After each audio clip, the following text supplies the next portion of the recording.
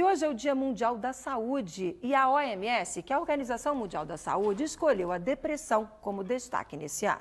Gente, esse é um transtorno mental frequente que pode afetar pessoas de qualquer idade, em qualquer etapa da vida. Acredita-se que 350 milhões de pessoas de todas as idades sofrem com esse transtorno, que é a principal causa de incapacidade em todo o mundo. Para falar mais sobre esse assunto, estou tendo o prazer de receber hoje aqui no nosso estúdio o doutor Fernando Fernandes. Ele é psiquiatra do Programa de Transtornos Afetivos do IPQ, que é o Instituto de Psiquiatria do HC. Doutor Fernando, boa tarde. Obrigado por ter aceitado o nosso convite. Eu que agradeço. É um assunto muito importante e por isso mesmo mereceu o destaque da OMS, né? O que a gente já pode falar para quem está em casa nos acompanhando? Qual é a diferença básica entre tristeza e depressão? Essa é uma pergunta muito frequente e importante. Tristeza é um sentimento normal da vida, ante alguma adversidade, a perda de algum ente querido e outros reveses aí da vida. Uma coisa é a tristeza enquanto sentimento, outra coisa é a depressão. Depressão é um quadro clínico que envolve, muitas vezes, a tristeza. Um quadro clínico é diferente de um sentimento. Os sentimentos mais comuns na depressão são a tristeza, o desprazer com a vida, muitas vezes também a ansiedade ou angústia, mas muitos outros sintomas acontecem concomitantemente. Alguns sintomas físicos, como alterações do apetite, como alterações, por exemplo... Do sono? Do sono, por exemplo. Alterações do apetite e do sono são muito comuns. Outras alterações físicas, por exemplo, cansaço, a pessoa se sente mais cansada. A depressão também aparece com alterações cognitivas. A pessoa fica desconcentrada, com isso retém menos as informações, a velocidade do pensamento fica reduzida e a memória fica comprometida. Então, depressão tem sintomas cognitivos da nossa mente, tem sintomas afetivos, que são dos nossos sentimentos, e também tem sintomas físicos. Então, é um quadro clínico muito mais complexo do que apenas um sentimento de tristeza. É doença?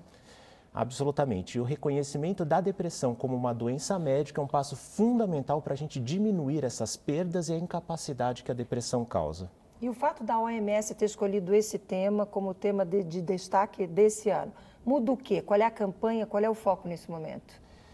Bom, um dado da OMS já bastante conhecido é que depressão é uma doença muito incapacitante. Entre todas as doenças da medicina, é a que mais faz as pessoas viverem com incapacidade no mundo.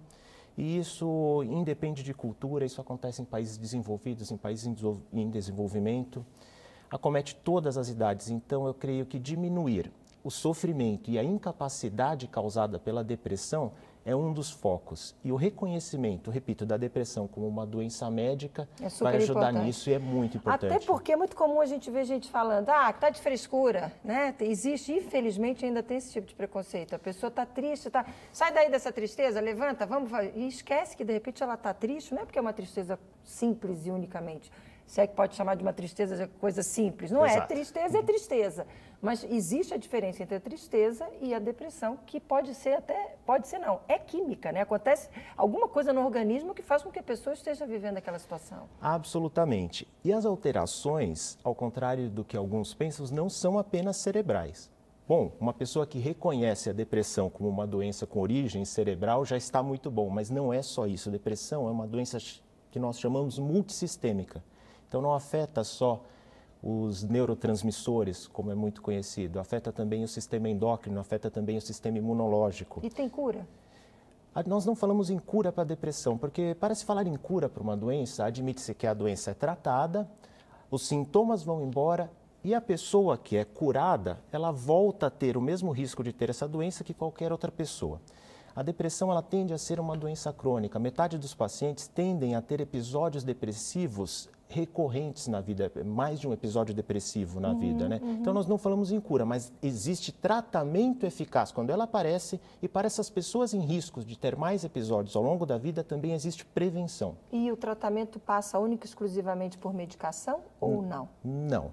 Alguns casos de depressão leve, que não são muito longos, podem ser tratados sem medicação. Mas a grande maioria dos casos de depressão, os casos moderados, graves ou casos mais crônicos, obrigatoriamente o tratamento tem que ser com remédio.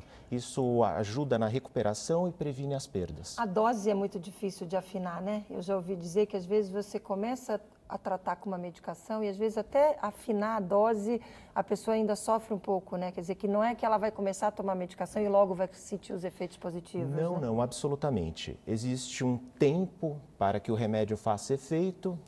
Ultimamente, nos estudos, está mostrando que esse tempo não demora muito a pessoa começar a sentir a melhora, mas uma melhora plena pode requerer aí mais tempo, ajustes da medicação ou muitas vezes associar mais de uma medicação para que a pessoa tenha o benefício máximo do tratamento medicamentoso. Doutor Fernando, eu queria lhe convidar, e ao nosso telespectador que nos acompanha também, é claro, para acompanhar uma reportagem da nossa repórter Luane Belli. Ela foi conhecer na prática o uso de um aplicativo que está tentando ajudar idosos com depressão. Vamos ver a reportagem? Vamos rodar, por favor, aqui. Lloyd, de 62 anos, trabalhou por mais de 2 décadas vendendo cachorro-quente. A rotina desgastante causou um problema no ombro que a impediu de trabalhar. Foi aí que surgiu a depressão e, com ela, a falta de ânimo, os dias tristes e a sensação de que mais nada fazia sentido. Eu tive que me preparar uns 2 anos, a mentalidade que eu ia parar de trabalhar. Mas para mim eu pensava que era o fim do mundo. Tinha um dia que eu não dormia.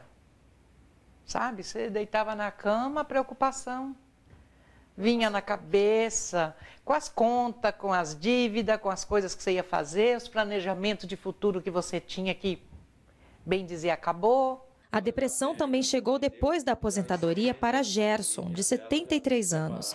O ex-pedreiro, que amava fazer amizades e passar tempo com os netos, de repente não queria falar com ninguém. Passou a beber e a ficar mais agressivo. Eu não bebia. Aí eu comecei a ir para o bar, entendeu? Aí no bar eu comecei a beber e eu me sentia bem no bar, porque tinha muita gente, conversava, batia papo e brincava para lá. Às vezes eu chegava, saía daqui 8, 9 horas da noite, eu voltava 2h30 da manhã. Aí quando foi um dia, eu levei um tombo na escada, aí a minha sobrinha, minha neta e a minha afilhada falou: ó, padrinho, eu vou, para com isso aí, né? Porque não tá certo isso, né? Falei, é mesmo, vou parar, né? Me machuquei todo, o médico pegou no meu pé e tal, aí fiquei ruim demais. Aí eu peguei, né, e fiquei, isolei dentro de casa. Eu andava, saía na rua, eu andava, saía daqui, dava uma volta, andava a pé, voltava, mas depois eu comecei a ficar parado. A depressão acontece em todas as fases da vida, mas os idosos ficam vulneráveis por causa de questões típicas da idade, como solidão, fim do trabalho ou doenças e problemas de mobilidade. Por isso, a atenção para eles deve ser especial. Atendimento domiciliar e muita conversa podem ajudar bastante. Esta psicóloga participou do desenvolvimento de um aplicativo. O objetivo é capacitar agentes comunitários de saúde para a identificação de sintomas da doença nos idosos cadastrados nas unidades básicas de saúde. Para ela, a iniciativa pode democratizar o tratamento da depressão. Por baixo, eu falaria que são 2 milhões de pessoas com 60 anos ou mais no Brasil hoje vivendo com depressão.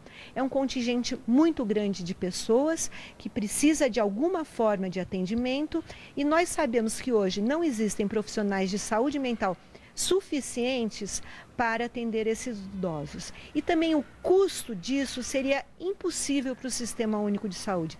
Por isso a gente precisa desenvolver programas que não sejam só efetivos, mas que também tenham um custo suficiente para o sistema de saúde utilizar. A Lloyd e o Gerson participaram do estudo e foram tratados com a ajuda do aplicativo. Durante as visitas dos agentes comunitários, eles respondiam a perguntas sobre o estado geral de saúde, humor e do sono. Depois, assistiam a vídeos terapêuticos e eram orientados a fazer atividades que eles gostassem muito. A Lloyd escolheu cuidar de um abacateiro e o Gerson passou a fazer pequenos reparos na casa. Mas vale destacar, tudo isso não excluiu o tratamento médico. O resultado é que hoje os dois se consideram curados e seguem a vida com bastante qualidade. Foi onde eu passei a perceber o que era a depressão, entendeu? Aí muita pessoa, agora eu chego nas pessoas, eu converso com as pessoas. Hoje eu sou um psicólogo. Agora é alegria, filha. Agora é vida. Agora é vida mesmo. Agora eu quero viver, eu quero sonhar, voltar a sonhar. Coisa que eu tinha parado com isso, sabe? Eu falo, não vou conseguir mais nada. Agora eu quero ir muito, e muito mais, quero ir para frente. Que delícia, gente, está certíssima. É ali ele dizendo que é quase um psicólogo. Bacana ver esses depoimentos, né? Avaliação do senhor para o aplicativo. É um caminho. Ele é muito útil, em primeiro lugar, para rastrear pessoas que possam estar em risco de desenvolver depressão, que estão começando a apresentar sintomas. E, em segundo lugar, para acompanhar o desenvolvimento dos sintomas ao longo de um tratamento antidepressivo, né? Então, pode ser muito útil, um auxiliar no tratamento, sim. Para a gente fechar, doutor Fernando, o que o senhor pode divulgar e compartilhar com o nosso telespectador que está em casa? Vocês têm vídeos lá no Instituto? Vocês têm um grupo de médicos, né? Que divulgam que tipo de serviço? Sim, eu gostaria de divulgar o site do nosso grupo, que é um grupo de pesquisa. É o ProGruda? Exato, é um grupo de assistência e pesquisa especializado no tratamento da depressão e na pesquisa da depressão e do transtorno bipolar, né? O site é progruda.com. Facinho, gente, progruda.com, tá na tela, você pode acompanhar. E tem também um canal no YouTube? Eu queria divulgar o meu canal no YouTube com vídeos justamente de orientação para a população leiga, para aprender sobre transtornos mentais. Eu falo muito sobre depressão lá. O canal no YouTube é Psiquiatria Online. Psiquiatria Online. E para fechar, tem também uma Abrata, que é uma associação que atende familiares, não é isso? Exatamente. Se você tem familiares e amigos sofrendo com depressão ou transtorno bipolar, lá na Abrata você pode encontrar apoio e informação de qualidade. Tá aí, gente. Conversei com o doutor Fernando Fernandes, que é do Instituto de Psiquiatria do HC, trazendo dicas aí para a gente ajudar quem está precisando passar e enfrentar essa doença tão séria, que não é brincadeira e que a gente tem que estar sempre de olho, que é a depressão. Obrigada pela participação. Boa tarde, até uma próxima oportunidade. Eu que agradeço o convite. Obrigado.